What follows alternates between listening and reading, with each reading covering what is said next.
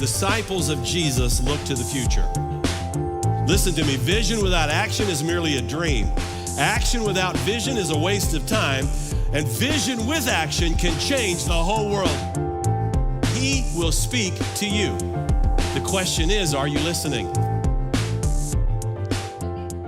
Welcome to our podcast. We're so glad you're tuning in. This is The Real Strength, and we are going to talk about how to strengthen your life in spirit, soul, and body. And we're really excited today because we're continuing in our conversation about fitness. And today we have, as usual, to my immediate left, Pastor Brianna, who is the brains of the outfit, who's the one that picks the subject, the topic, the one that makes this as good as it is. And to her left, we have Brandon Charnecki, Director of Next Gen at High Ridge Church, Fort Worth, and is an awesome man of God, growing in faith, takes care of the temple, spirit, soul, body. He is a living example of what we hope for as many people as we can possibly encourage. So, without any further ado, let's dig into fitness. Let's do it. Good intro, and thank you for the compliment. That's very kind. You're welcome. Yes, Brandon, I get to work with you in several different contexts. We do training at the Ark. Right. And then we do church ministry work together. And so as we are continuing in this podcast about fitness, we're talking about physical health, and we've done a few episodes. We've had great content coming out, like great episodes coming out, from nutrition to fitness to biblical masculinity when it comes to working out, all that kind of stuff. But there is a lot to be said just about being a Christian and taking care of our temple. And I was like, of course, Brandon's going to have a lot to say because you live in this world with us. Like, you value the Lord and you know what it means to value your physical health. Plus, you have a background in physical health. So will you tell people kind of where you're coming from about your experience with fitness? Yeah, well, I thought fitness was always going to be the career field, or what I was always going to continue to pursue, really because that was my background growing up. My mom would take credit for everything that I know and have learned, because my mom, when she was graduating and growing up, she was a strength and conditioning coach and did it at the collegiate level, played field hockey, and then went on to be an assistant coach afterwards. So then just kind of growing up with her, she was always telling me that I need to exercise, and always telling me about my form, and always telling me I need to eat right, and making me check the sugars on the nutrition labels. Just growing up, I had a mom and I had a parent that was always making me be aware of exercising and what I'm eating and what I'm putting into my body. So then growing up, then I went to Oklahoma State and I pursued exercise science as well. Oh, wow. And got into the similar field of strength and conditioning and training after graduating. So getting into that got me in a wide variety of people. I've did personal training, group fitness training, sports performance, middle school, high school, pro people. So there's been a vast variety of different types of people that I've worked with in the fitness, sports, health, and wellness background. Drop some names.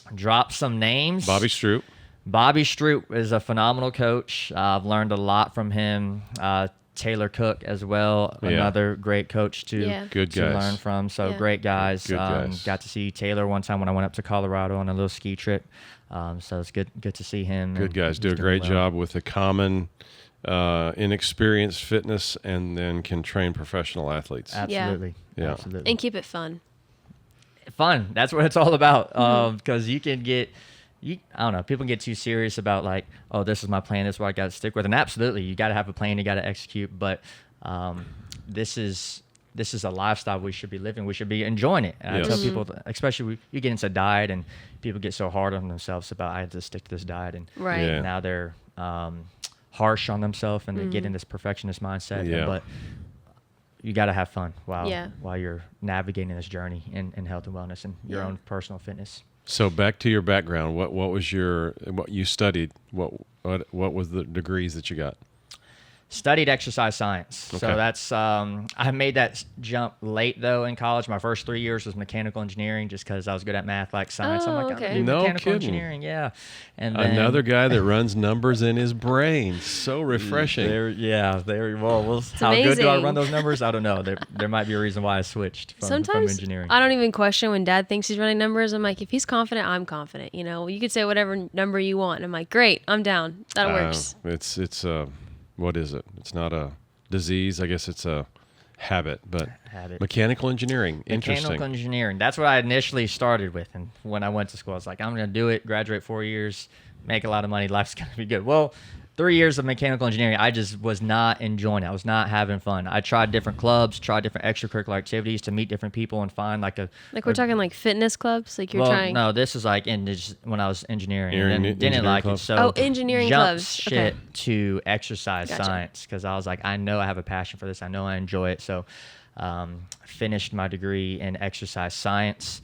After that, got my certified strength conditioning specialist from National Strength Conditioning Association, Nice. NSCA, and then got a nutrition certification and nutrition coaching certification as well from Precision Nutrition. So a couple Wow. certs there as well Cool. after graduating. So used all those, got some experience from some coaches like we already mentioned before, and that's kind of helped develop and form me into my fitness background and Yeah. field. So you went straight from college to training at APEC? Yes. So is that like an internship sort of thing, or are you hired straight in? Yeah, there's an internship process right after graduation. That was the summer, so 3 months, and then come probably August or sometime is when I got hired on. So initially, I was open to getting experience anywhere. I was applying for jobs, internships all across the country, all different places. I was open to moving somewhere else, but I knew I wanted to end back up in Fort Worth. It just so happened that I had an internship at APEC and got hired on at APEC first. This is what kept me around. Everybody should end back up in Fort Worth. That's what I believe. It's a pretty cool Right city. here. Southwest corner of Tarrant County, Parker County. Yes. Good place to be. Yeah. You've lived most of your life here at yeah. this point. More here than anywhere else. Yeah. That's crazy.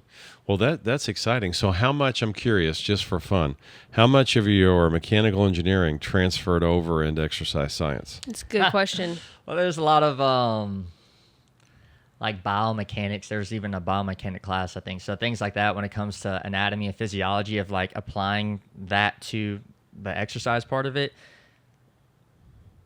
That made all of the maths and the science much easier when I switched from mechanical engineering to exercise science. There were a lot of people in my classes that it just wasn't clicking. I'm like, I've been doing this for years in my other classes. So it made the science side of exercise and physiology and anatomy a little more easier to understand because I've heard it from the engineering perspective of it. So you talked about enjoying. I got a frog jumping around my throat. Talked about enjoying what you're doing. So is that really something as a Christ follower that we should care about? Or should we just put our nose to the grindstone and just push our way through and torture ourselves with diets and just hate ourselves every time we're getting ready to do something physical? Because quite often what holds people back, so Real Strength Podcast deals with spirit, soul, body. Right. And keeping your spirit strong, people think, well, that's what I do at church. Keeping your soul strong, that's what I do when I have my quiet time or when I read the YouVersion verse of the day or something like that. But body quite often is just completely neglected or overemphasized. So just completely neglected. I don't enjoy that. I hate to sweat. I'm not an athlete. I'm clumsy. Whatever the excuse might be. Yeah. And then even with health and wellness, who knows? There's something wrong with everything. How do we trust a label? Blah blah blah. And so the joy just goes out of all of it. So how do you keep the joy in it, Brandon? Yeah, it probably goes, and this has been a lifelong journey for me as well. And this is something I've been thinking about more over the past few years, and that I try to communicate to a bunch of people I've worked with in the past, is always keeping the forefront of your mind of why you're doing the things that you're doing, of why are you embarking on this fitness journey, why are you embarking on this new diet trend that you somehow came across. There's a dozen different diets out there, and I wouldn't necessarily one's like, I don't know, I have opinions on some, but if it fits your goals and your plans, and you're doing it in a healthy, safe manner, and you enjoy it along the way, then I'm open for trying something that works for you. There's not a one-size-fits-all for everyone. So as long as you remember, hey, I'm doing this because I want to be a active parent for my family and for my kids, or I'm doing this because the job I have or the livelihood that I like to enjoy, I need to be active and physical. As long as you're keeping that perspective in mind of like, I'm doing this because this is who I want to be and this is the type of person I am, versus every day you're waking up and you're checking the box of like, I had to eat this many calories. Am I getting this macronutrient, this micronutrient? Then that's so many in the world crazy. today. There's so many other things, that decisions that we have to make and tasks that we're trying to keep up with, to add more on top of that to nutrition or exercise. That's where the enjoyment, I feel, is lost for many people. Yeah. I also think some people get really caught up. I love that question, by the way. That was really good. People get caught up in the glory of doing something begrudging and difficult, especially Christians. Christians have a tendency to drift towards, if it's hard, if it's not predicated on joy and I don't find joy in it, then I'm stronger and my self-will, my discipline is stronger and I can do more because I can suffer for more and it's sanctifying and all that. And to an extent, I do think physical health can be sanctifying because you are kind of, coming against your flesh. You should be partnering with your flesh to help your body be healthy, but you are coming against the weaker parts of your flesh, and it is sanctifying and it is humbling and it is hard. But I think if you live in that realm, then you, like you're saying, you make too much of the glory of your own journey being difficult. And that is still a place of pride where like, I've had to overcome all this and I don't enjoy it ever, but I get up every day and I don't give up. And I'm like, that's great. I'm really glad for you. But why can it be such a pitfall for believers, you think, to find so much glory in that when it's like, where's the worship aspect of how you're living your life? Are you doing this from a worshipful perspective where you're offering your life like a living sacrifice? Or are you just beating yourself down to prove to people that you're super strong? And how do you find that line? While you think on it, a verse comes to mind. So whatever you do in word and deed, do all for the glory of God. And many times Christ's followers will do that with their spiritual gifts, their spiritual talents, their service in church life, ministering to the poor, do that to the glory of the Lord, and leave out just everyday natural lifestyle of pursuing health, of not making it an idol, but having that fit into, this is what I'm doing, the purpose for doing it is because God doesn't want the third part of my triune being to hold back the first two parts, in other words, my body, to hold back my soul and my spirit. And so since the Bible says, in all that you do, do it all for the glory of God, that tells me there can be joy in it. And a lot of people, I think, stay away and don't connect because they can't find the joy. But it's not hard to find the joy in the midst of it. So I mean, I like to, your mom talks about this all the time. I like the exertion. I'm addicted to adrenaline spikes. And I don't feel like that's sin. At the same time, some of my best prayer times are when I'm walking. Some of my best worship times, just the rhythm of the walk.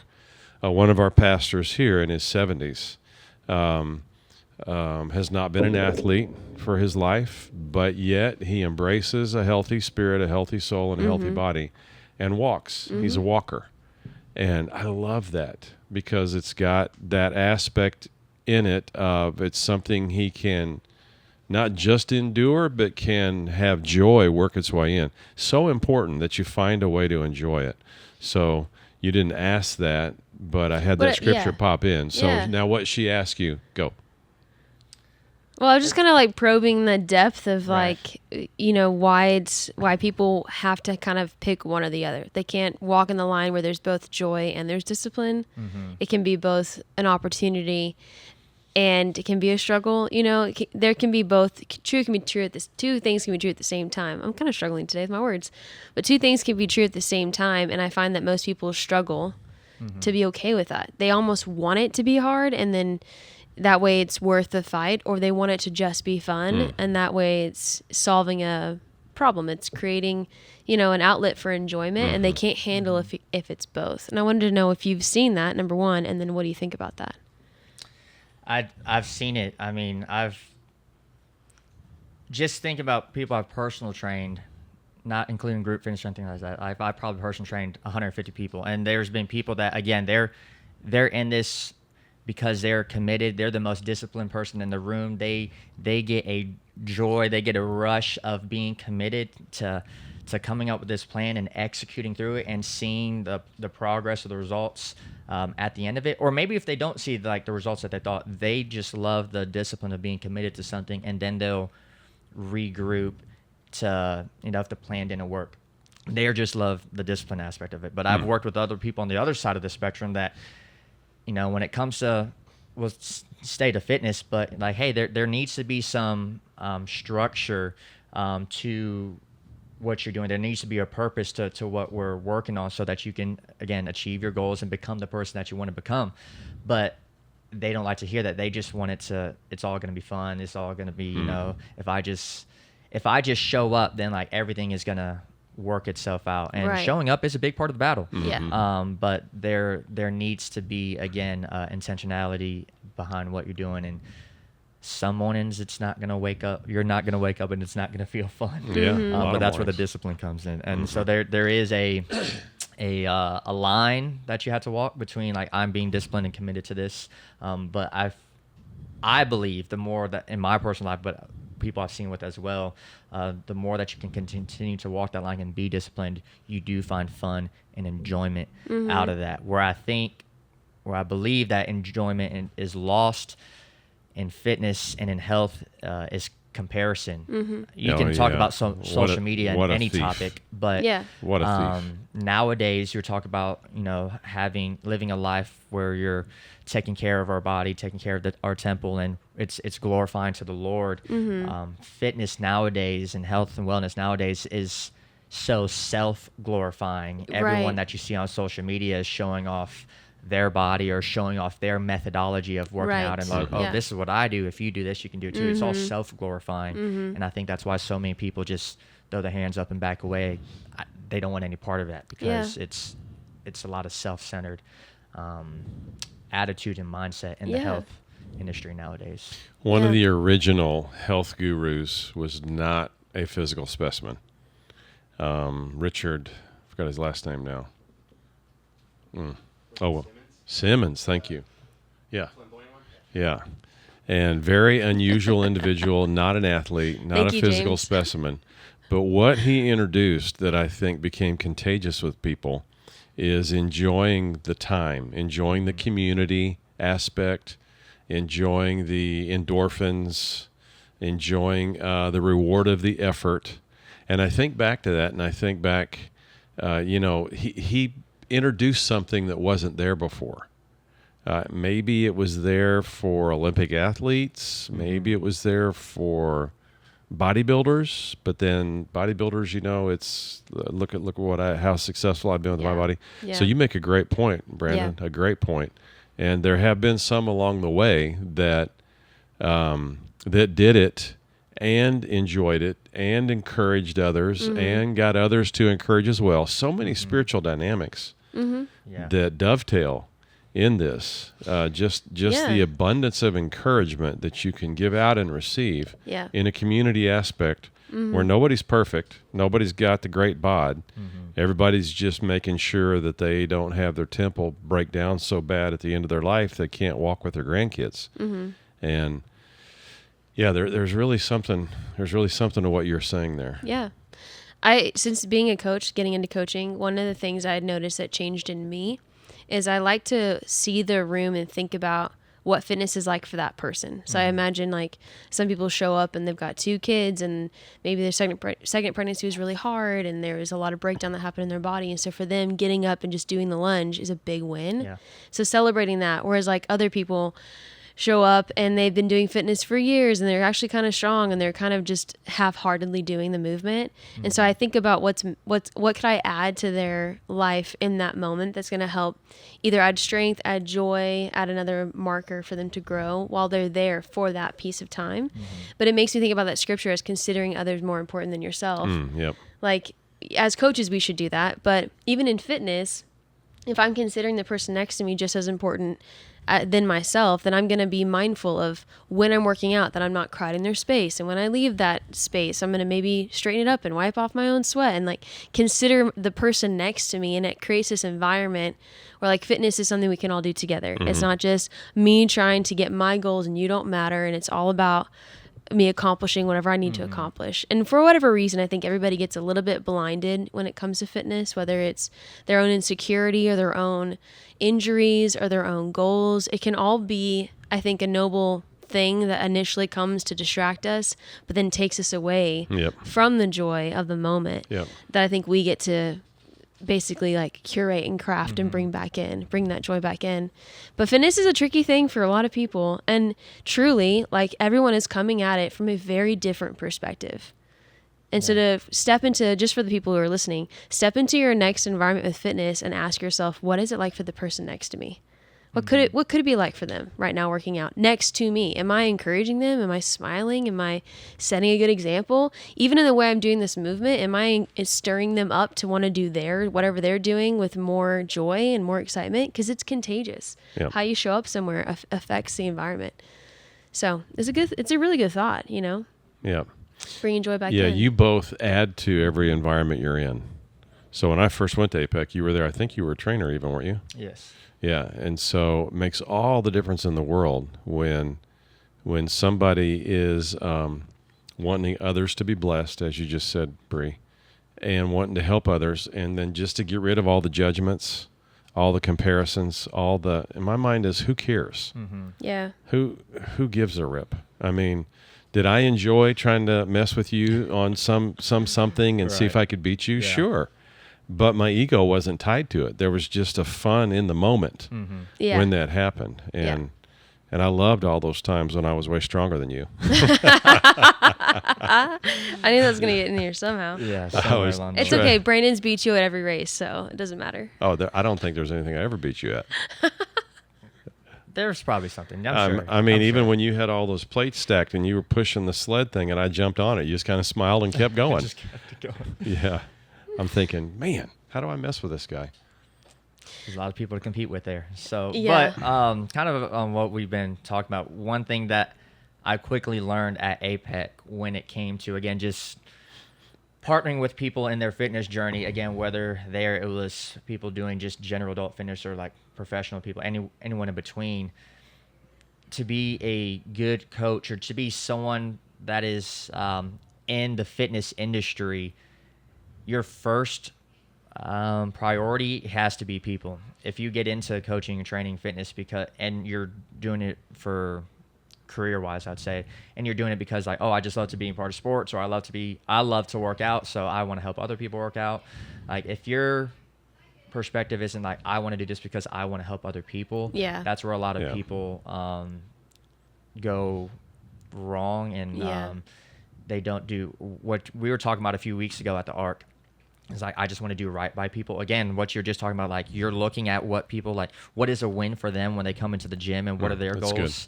Doing what's right by people and helping them on their journey and where they're at to where they want to be is the real beauty and the fun and enjoyment for fitness for me of like, it's everybody's journey is different and spiritual walk as well. So like, and just helping a person to get from where they are now to where they want to be, you had to be focused on others first before you.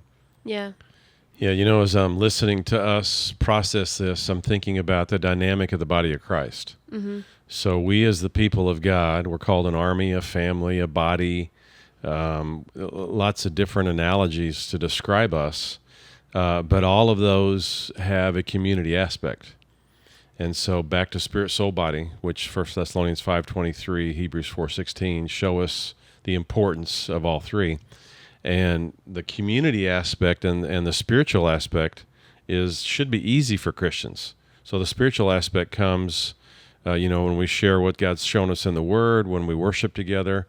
The community aspect for our soul, small groups, that's why we're so huge on small groups at High Ridge Church. And I had the joy of being one of the 12 churches in the United States that introduced cell groups in 1985 when they were basically imported from South Korea. The largest church in the world in the mid-'80s was a church, full gospel church in Seoul, South Korea, and they did small groups. And so this was brought into the United States to try to counter the decline in Sunday school. And small groups was the answer, and so we were a part of this. And not so much the changing away from something to something else that meant a lot to me, but it did change the focus of when the community was together. Mm-hmm. So in a class, we all had our face buried in a book that we were going through, sitting around a square table, questions and answers, but mainly making certain that everybody got all the insights from what we were studying. Mm-hmm. Don't find any fault in that. I'm a word study person. Mm-hmm. But then in small groups and community, the emphasis became, how can I strengthen you? How can you strengthen me? How can I encourage you? How can you encourage me? Mm-hmm. How can I be a blessing to you? How can you hopefully be a blessing back to me? Mm-hmm. And that gave me a fuller perspective of the second part of our triune being. And then what's a mystery to me is how the third part is just dropped in so many people's lives. Mm-hmm. Mm-hmm. It's either dropped or it becomes God, the emphasis and worship of the body. And it's got to be the community aspect working there as well. So as we're sitting here talking, I'm thinking, we need to go bigger with our small groups at High Ridge Church for walking groups and pickleball groups.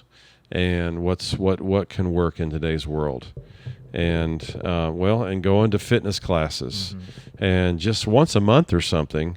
After the class or the group is over with, go get a coffee, and just talk through how your journey's going, how your health journey's going, how your spiritual journey's going, and therein the community aspect comes in because Solomon made it really clear in Ecclesiastes, 2 are better than 1. Right. One falls down, the other will pick him up, and a 3-strand cord.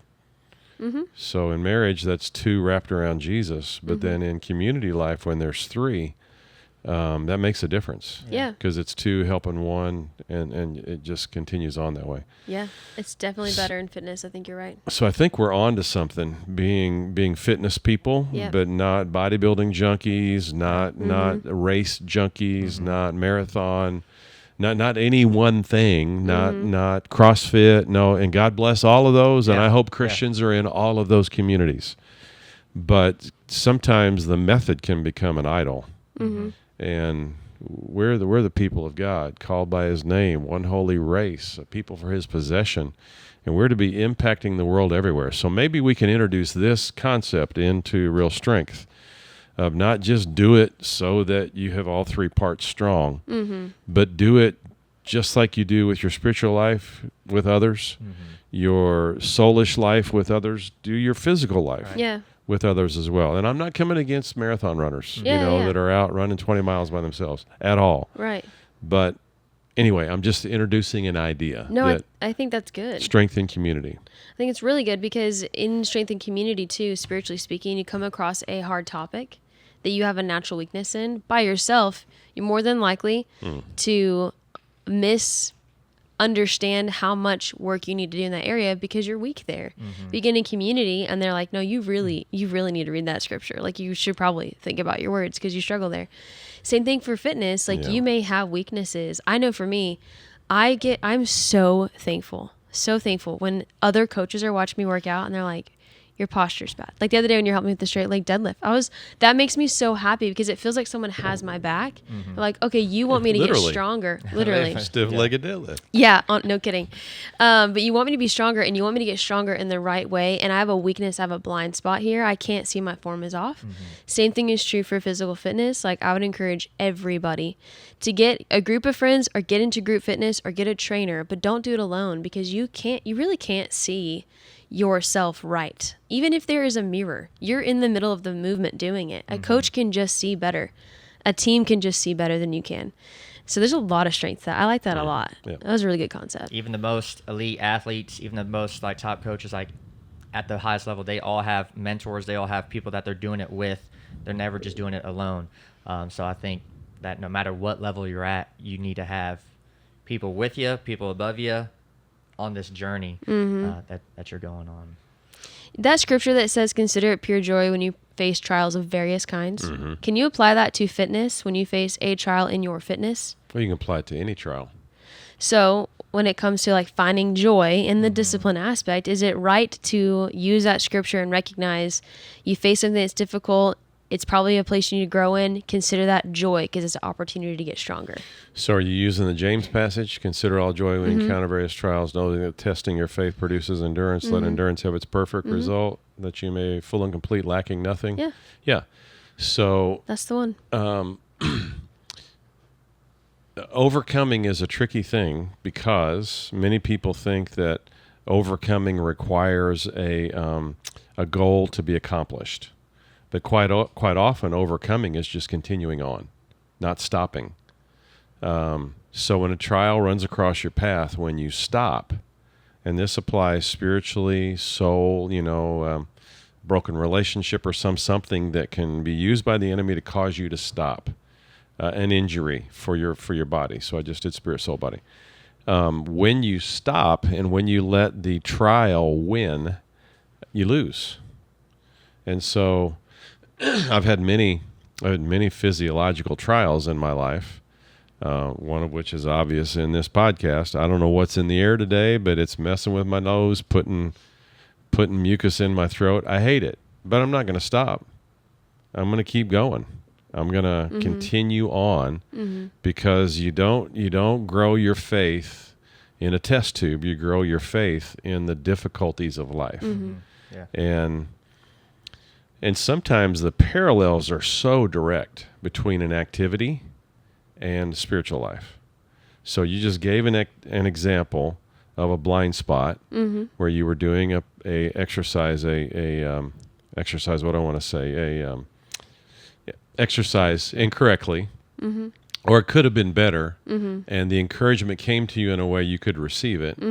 And then you received it, and it stirred your faith, and then you just fulfilled the scripture you just said. You had a trial. You overcame that trial. The scripture I just gave out of Ecclesiastes, 2 are better than 1, that came in place there. So there's an aspect for Christ followers that we ought to be able to be in this and have strength in all areas of our life and not always, as you said, be trying to be the next social media influencer with our body. Right. Or make it about ourselves. Yeah. I do have some fitness questions if we can pick your brain a little bit while we have you here. Yeah, absolutely. Just the common questions that we get a lot when it comes to working out. So I'll do the common questions first, then I have a couple of like more personal to Brandon questions. So people generally don't know if it matters to work out every day. Is it a workout you should be going for? Is it for movement? What should your goals be like for a general person to be healthy? How would you talk to that person? Movement is key. Health is wealth. Motion is lotion. All those key cliche words, but Motion is lotion? motion is lotion. James is back behind the computer Motion over here is cracking lotion. up. Do you want to explain If you that haven't heard that one? one before, now you have. I That have one never. is going to have to make it into a sermon. Motion is lotion. There you go. There you go. There's some content for you. So, it's essentially like I've talked about it before that everyone has their own goals for whatever it might be. Whether I want to run a marathon or be the biggest bodybuilder, but quality of life goes down quickly when you cannot move. When you can't bend over to tie your shoes to touch your toes. Awesome So insight. Whatever your goal is, movement has to be involved in that in some way and however you get it. So to answer the question of, I'm getting started, how many days a week do I need to work out? Again, it's towards your goals. Some people say, I want to work out 7 days a week. Now, to those people, again, if they've been training for years on end, there is a way to go about that. That's probably for the extreme, population. But for the normal person, that's not where you need to start, and that's never really a place that you need to get to. Again, unless Agreed. there's some reason why you're doing that. Agreed. But if your goal is, hey, I'm going to do 3 days a week, 3 days a week is perfectly fine. Commit to those 3 days a week.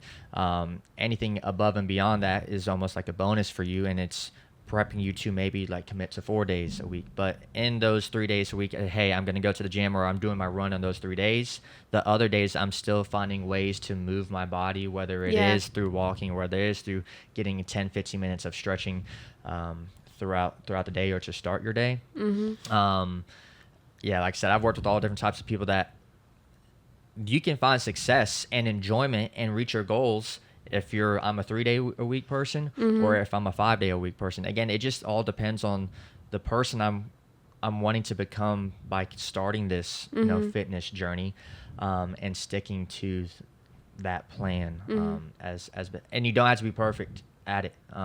You don't need to be perfect. If you miss a day, just don't miss the next day. When it comes to nutrition, usually I say like research will say if you can stick to your diet plan 80% of the time, you will see results towards your goal. So, get rid of the perfectionist mindset, because a lot of people quit. They'll make 2 weeks in a row, 3 weeks in a row, haven't missed a day, and then they do miss a day, and then now that's a snowball effect. Now world falls apart. Yeah. Yep. Yeah. Okay, good. Next question. How long should my workouts be? What's the, baseline level of effective workout? And then maybe what's a max? Yeah, I'm interested to hear this from a biomechanical engineer. Right. And what was your degree in again? Exercise science. Exercise science. Science. What does science say about time? What does science say about time?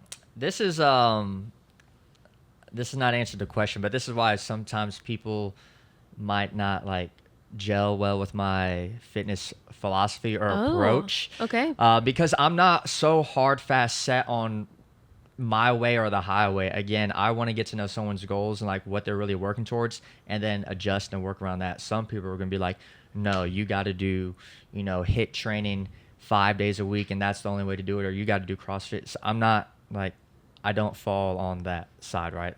So to answer this question, again, I've played around in my own personal life where sometimes my workouts are maybe 40 minutes long, but I'm in those 40 minutes, I'm getting after it. My heart rate's probably 80-85% or higher in that time, and I'm just working hard.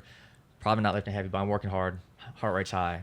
I've done the opposite ends of the spectrum where my workout's an hour and a half long, but I'm more methodical in those times. I'm more specific about the movements I'm doing. I'm not doing high reps, but I am doing high intensity, whether it's a high output, a lot of power, or a lot of strength, a lot of force, involved. So, so again, for the average person, if this is who I'm talking to, just, hey, I'm getting started, where's a baseline of where I can get started? I would say that 45-minute, mark is probably a good place for you to start. But then that number's going to adjust again. Hey, if I want to run a marathon, half marathon, well, eventually your workouts, your runs are going to have to be longer than 45 minutes. So, but if I'm just doing this so I can, increase my lean muscle mass, decrease body fat percentage, you can get an intense workout in a 45-minute to even a 30-minute to an hour time span. Okay. So, yeah. So for a beginner, would this be a good, from the exercise science specialist? Right. The good way to start. So Christian, or those listening, maybe not everyone listening is a Christ follower yet, but anyway, doesn't know how to start. Do I walk? Do I run? I don't think I like running. Do I get a app on my phone and do the stretches that they do the core work that they do? I would say anything's better than nothing. So your answer is gonna be better than mine, but anything's better than nothing, and start with what you can accomplish. Everybody can walk. And so walk for 20. You said 40 is a good number. Walk for 20 and come back, pop the app on, do some of those stretches, Right. do some of those leg lifts or crunchies. I think crunchies are not good now, but whatever is, hip thrusts or something, because motion is lotion. Motion is lotion. That's going to stick. That's feel gonna like stick. Oh, yes. People are going to be saying this. Okay, That next is gonna question. But that's I'm sorry. that's a good place to start. How can I increase my lean muscle mass when it comes to working out? I know nutrition is a huge part, but just keeping it in the physical side first. How can you increase your lean muscle mass? Lift heavy. I know, Okay. I know for some people that's an intimidating thing. I don't want to lift heavy because that's just not who I am, or I don't want to get injured. So definitely there is again, we need to, progressive overload is a word that, is in the fitness industry, right? Like you have to build your way up to it and change up your volume, whether it's sets or reps, things like that. But you need to lift weight that is challenging you, that's going to break down your muscle fibers so that it can rebuild back bigger. Another thing I would say is, outside of lifting heavy, also have workouts where have high intensity workouts. Reason why I say this, and this is my personal preference as well, is some people want to work out for longer because like, oh, I'll burn more calories, I'll burn more fat in a longer workout. Not necessarily true. Not necessarily true. If I have a shorter workout but it's more intense, my heart rate got higher throughout that workout. You do that consistently over time, your resting heart rate lowers. And the lower your resting heart rate is, the more calories you burn throughout your day. So you really get more bang for your buck by doing like a 30-minute workout, but that's more intense versus an hour and a half workout that is moderate. Again, this is not just one-off. This is a consistent workout because your goal there is to lower your resting heart rate, which is going to help to burn more calories, burn more fat kind of throughout the day. In fact, a lower resting heart rate, you burn more fat as a source of energy than you do. Carbs is always our main source of energy, but a lower resting heart rate, you burn more fat with that. So lift some heavy weight every now and then. And for girls, don't get scared about like, oh, I'm going to get big, I'm going to get manly. There's a lot of men who lift heavy weight that still aren't getting that big. So it's a lot harder than you think to... I don't think they're very happy about that, Brandon. That's okay. That's just the truth. Yeah. It's a lot harder than you think to like put on mass. Yeah. You had to lift heavy, you had to eat a whole lot. So don't be intimidated to challenge yourself. And this is where having a partner and having a community to encourage you in that is super helpful. Yeah, true. Okay, talk to us about rest. And this is the last practical question, then I have some more personal ones. How often should I rest? What's the value in rest? What counts as rest? Yep, I tell people train hard, rest hard. Again, for the people that want to work out 6 or 7 days, you can do that. But as hard as you train, you need to rest just as hard as that. That's good. So whether, again, we can scale it back to even 3 to 5 days of working out, you want a rest day. One of those days I'll be honest, on Sundays for my entire life, I've just never worked out that day. The most I'll do is go on an extended walk, but I just don't take that time to exercise. I just take that time off. Same. But say in my programs, I have a 6-day week program that I do. One of those days, it's usually Wednesday.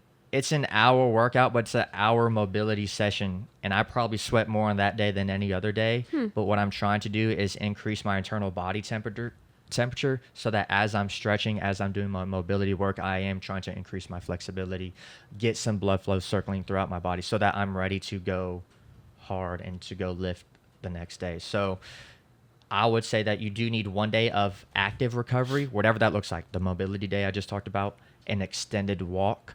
You do need 1 active recovery day, and then you could possibly also have just a passive like recovery day where you don't really go out and do anything. But again, you need to balance how hard you train with how hard you rest and recover.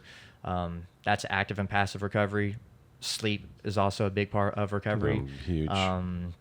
It's huge. A lot of people say one thing, I can operate off of 4 or 5 hours of sleep. Oh. Like, I'm fine. I'm like, I'm sure you can. Like some people, like they get their 4 or 5 hours of sleep and they might be able to get up and get after it.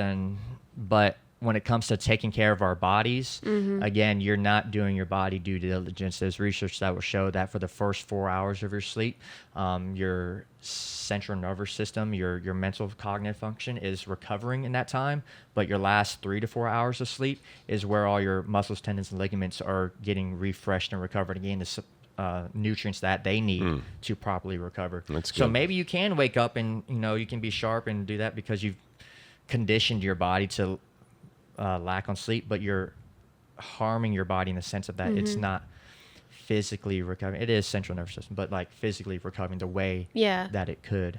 They're sacrificing something. Yes, something is being sacrificed and missed out on. Yeah, that's right. How much sleep? 6.5 to 8.5? What's the recommendation? I would say 7 is the minimum number. Great. 7, Okay, good. 7 to 8 is what you should be shooting for. Good. Okay, personal question for both of you. What is one place you will never compromise when it comes to physical health?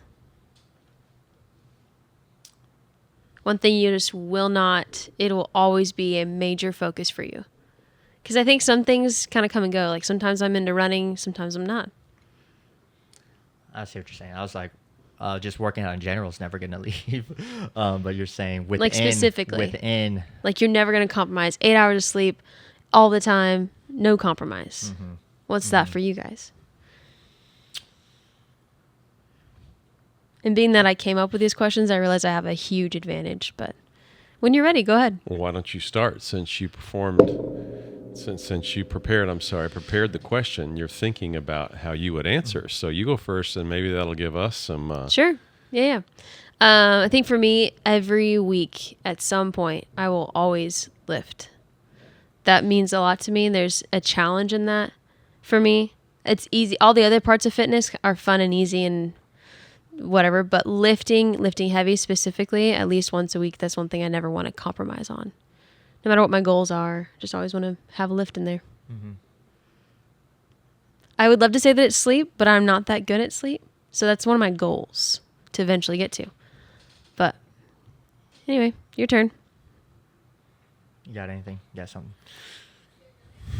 I mean, to me, I don't want to put stuff in my body that is harmful, that I know is harmful. That's a long way away from the way God created it. So something that I try not to compromise on is on what I put in to replenish, refuel my body, because I don't want my body to hold back my soul and my spirit. Right. So that's an area where I don't compromise. However, I say all that to say, whenever we go somewhere, I eat what is set before me, because that's what the Apostle Paul taught, to eat what's set before you. What about specifically with exercise, though? Okay, so with exercise, man, what will I never do? Compromise. What will I never compromise? It'll always be in your rhythm somehow. Action, activity. I don't think I'm ever. Well, I mean, you remember, watching my life as my daughter, the setbacks that I've had. Would have easily been times when I could have just defaulted and quit and said, okay, I'm not gonna. Hadn't done me any good, because look what happened anyway. Mm-hmm. And I just have never allowed that mindset, and never compromised with a quit, compromise, discouragement take over, discouragement take over my mind, and get me to lose sight of being strong spirit, soul, body. So I won't compromise doing something. I'll always do something. Did that answer it? Yeah. Yeah.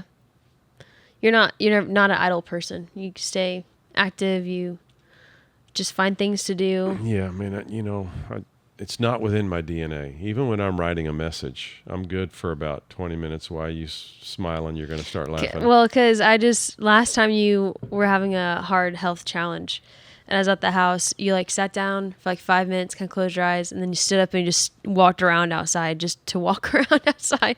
And I looked over at Mom and was like, what is he doing? She's like, he's just looking at the trees, I think. I don't know. You're just walking around outside. But you just don't, you being idle is not really in your DNA. You're going to be an active person. Well, the old saying, an idle mind's a devil's workshop. I mean, that was grilled into me by my parents, because they were both active. My dad was a laborer in a factory, and my mom has always been high energy. To this day, she's 80. What did she just? 87? 87? 88? And just had valve replacement. Valve repair on mitral valve, open heart surgery. Mm-hmm. And she's back. She's finishing rehab, and she's about to be back in the gym. She's a walker. Mm-hmm. A walker in functional fitness. Not like a normal walker, though. I have to almost jog to keep up with her.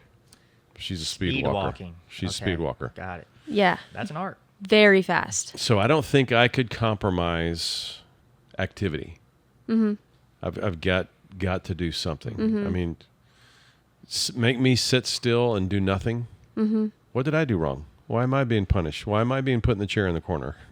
That's my mindset. Yeah. What about you? Not to steal his answer, activity, but I'll say again what I alluded to before is movement. I would like to say lifting weights, but there's been times I've been injured in some way, and maybe I can't lift weights, but I can still get out and move my body. I love to do sprints. I don't like long distance running, but I love to do sprints. There's been times I've pulled a hamstring and I can't really do sprints, but I can still get out and move my body in some ways. So movement in some capacity is important to me and something that I value over kind of anything else in fitness and in my health and wellness, I guess, journey. I like that. Yeah. Okay, so when it comes to fitness, where is your most direct focus? Is it? I feel like your answer kind of already has been revealed with what you've been saying over our podcast, that you're more in the mobility functional space. But do you have a specific passion that's just kind of going to be a part of who you are when it comes to fitness? Even if you're not involved in it at the time, but it's just a part of what you love, a big part of your passion. Like powerlifting, like some people have powerlifting backgrounds, they're super passionate about it. Even if they're in seasons where they're not powerlifting, it just very much shaped who they are as a fitness buff or whatever. Well, do you have one of those? All of the various practices and patterns of fitness have the hardcore devoted. Powerlifting, Olympic lifting, swimming, running, bodybuilding, athletic training, CrossFit. I mean, they all have this is it. Right. Yeah. This is the best. Yeah. There's nothing better than this. But different than that, it's kind of like the core that brought you into fitness that's always going to be a big passion of yours, even if you're not doing it. Like for you, I think about your early days of powerlifting. I think it was a big piece of what made you fall in love with fitness. So even though you're not powerlifting, I think it's one of those constant passions for you that you just always appreciate. Am I right? Well, I love the grunt. Yeah. I don't know how else to put it. Yeah. My Dawn, your mom, the opposite My of Dawn. me. my Dawn, your mom. Yeah. I married my opposites. It's God's sense of humor. Hey, I'll put those two together and just enjoy watching how they adjust to life being so different. But she has said before, you just need to go do something. You just need to go grunt. Go push some weights. Go do something. And that's satisfying to me. I moved it. Yeah. Yes. Yeah. But not as much as I used to. Right. But it's a passion. Too many injuries connected to powerlifting. Yeah. Joints, shoulder, low back. Anyway. So for you, you is there got to go for it. I'm going to guess yours is going to be running. No? No. You could say sprinting, Okay. but more broad than sprinting, like the explosive or the power kind of component of it, like just fast twitch movements. Okay. Plyometrics. As a kid growing up, it's always cool being the fastest one, or jumping high or whatever. So I just and the older that we get, I'm already at the age now where they say fast twitch muscle fibers start to die. So I like to continue to train fast and quickly and explosive. I enjoy that part of training, and I would continue to train that way for as long as I can. Okay, so the squat trainer thing, what's that thing called? The Kaiser? The power squat, the Kaiser's the brand, but No, the one where you get down and it's on your shoulders. Yeah, and you put your feet in the stirrups and you're kicking back. That's what I'm thinking of. A power runner. Power runner. Yeah, I don't know what that one they call that one, but I loved that one. I remember how you loved that. Or you've got the medicine ball, your back's to the wall, you take 2 steps, spin and throw it hard as you can. Like that. You like those. Yes. So Good stuff. you got plates on the skid, the what's that thing called? Sled. Sled. Yeah, you like that. Just trying to race the guy next to you with one more plate than they've got. Ideally, hopefully. Yeah. Do you remember that one time Jonathan ran out of his shoes when he was racing you with the sleds? I had a thought come to mind. Today they would say intrusive thought. I don't know if I should say it. I was like, well, I don't remember because, I think I was in front of him. So I couldn't see his shoe fall off. Oh, that's good. Good one. That's good. Mark that. What point are we at here? Yeah. Are we 50 minutes into this? at the 50-minute Jonathan, point. you have been called just out, my friend. The 50-minute point, all of us need to just send to Jonathan, say, listen, at 50, this is you. Oh, I love you, man. I love you. I didn't mean it. Maybe Rematch later or something. Okay, last question to wrap up. What is one thing you think everyone should start doing today with their physical health journey? That's a good one. What is one thing they should start doing today?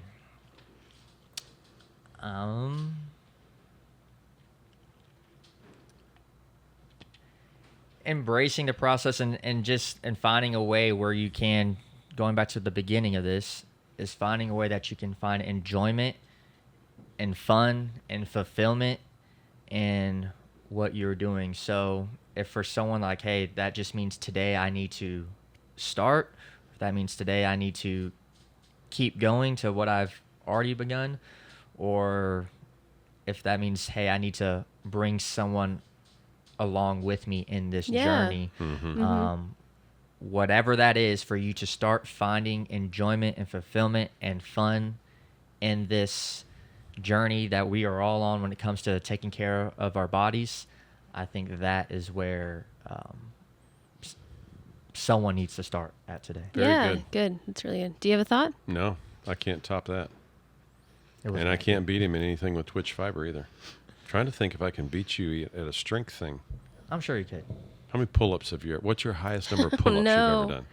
Highest number of pull-ups I've ever done In a row. in a row without stopping. It's been 4 years ago now, so I probably can't come close to it, but it's probably like 35. Oh man, so I can't beat you at those. I'm gonna have to think on this. Maybe. So, any last thoughts? Nope. PJ? Wrap us up. Brandon, thank you so much for your Yes. commentary and your expertise and your insights on fitness and helping our listeners continue to just fall in love with the journey. Because it really is a lot of what you said today is like remembering you're on a journey. Yep. Enjoy that process. Yep. Don't forget about the people that are on the journey with you. Right. Yep. And be a student of it. And I think that's really good insight. So thank you for your time. Thank you, PJ, Yes. for your insight. Thank you, Brandon. And Thank y'all. scripture recall was always impressive to me. And the Sorry. insights. So it's not. I'm not sorry. I was like, Yeah, what do you no, mean it's sorry? It's It's awesome. It's the way I roll. Yeah, it's great. I can start a scripture and then you'll tell me exactly where we are and then finish it. It's great. Makes it my job easier. So anyway, that's it for us. Thank you so much for listening. If you like it, comment, subscribe, share with your friends, and we'll see you next time. Peace out. Peace out. Thanks for joining us on the Real Strength Podcast. Pray that you were encouraged. If you would be so kind as to share, like, comment, or subscribe, it would mean the world to me. Look forward to seeing you on the next Real Strength Podcast.